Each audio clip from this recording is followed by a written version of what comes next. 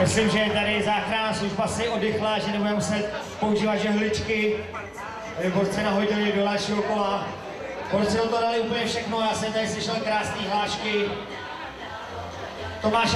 Tomáše Pražďho, Pavle Bojuj, pánové, tohle box určitě patří. Poděkování za dobrý výkon a ten určitě předvedl Tomáš Němec, Hauš i Pavel Hypo, Zahradník.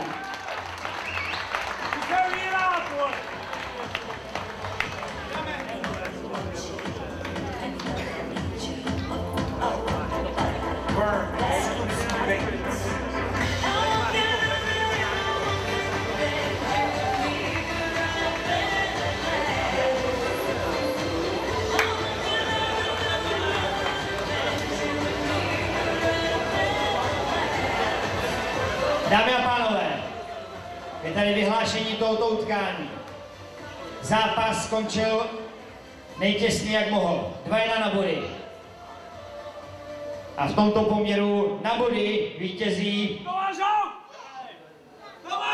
Pavel Hypo, Zahradník. Bylo to těsné, ale za ten výkon, co předvedl Tomáš Němec Haus, si zaslouží váš potles. Potles pro Tomáše Hausta.